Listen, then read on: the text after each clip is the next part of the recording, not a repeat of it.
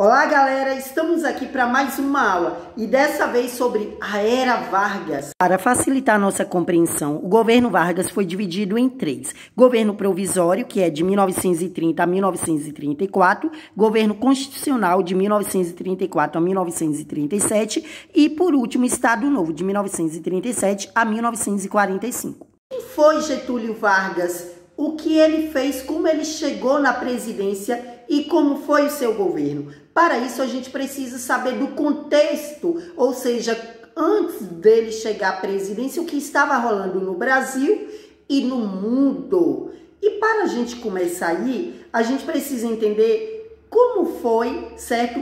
Pós a Primeira Guerra Mundial. O que aconteceu depois disso, gente? Depois de 1918. Primeiro, pensar aí que vários países que estavam envolvidos na guerra, eles estavam destruídos economicamente, politicamente, e eles estavam tentando restabelecer sua economia e seu país novamente. Outros países irão buscar sua independência. Então, países aí irão buscar ter um governo mais autoritário, como a Itália com fascismo e a Alemanha com nazismo, ou seja, governos que eram autoritários, que não tinham uma democracia onde você tinha liberdade de expressão.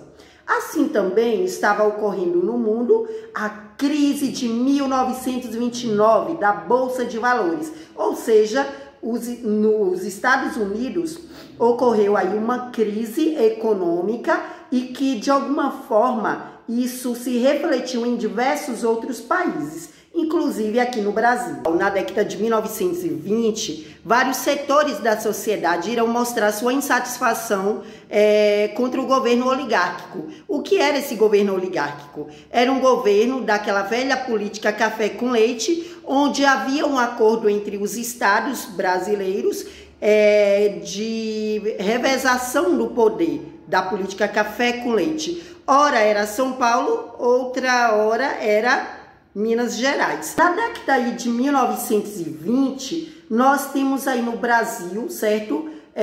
Diferentes grupos sociais na sociedade brasileira. Temos aí a oligarquia cafeeira, ou seja, grandes donos ali de cafezais, certo?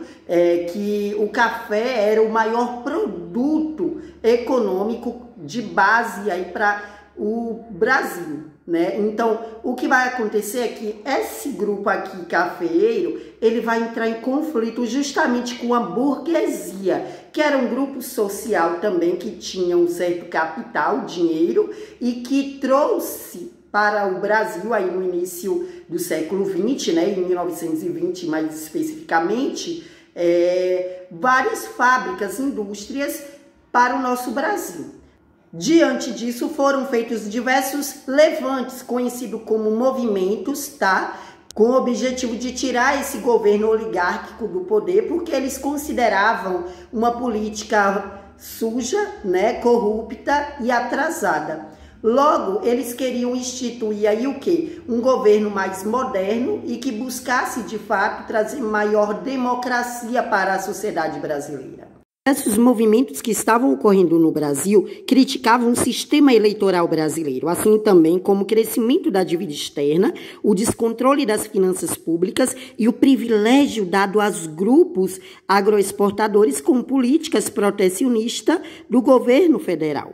Então, esses movimentos desejavam que houvesse uma reforma na República, principalmente para fortalecer o poder do presidente, para que houvesse uma maior defesa do nacionalismo. Em 1930, por meio de um golpe de Estado, Getúlio Vargas assumiu a presidência do Brasil, dizendo que faria apenas um governo provisório.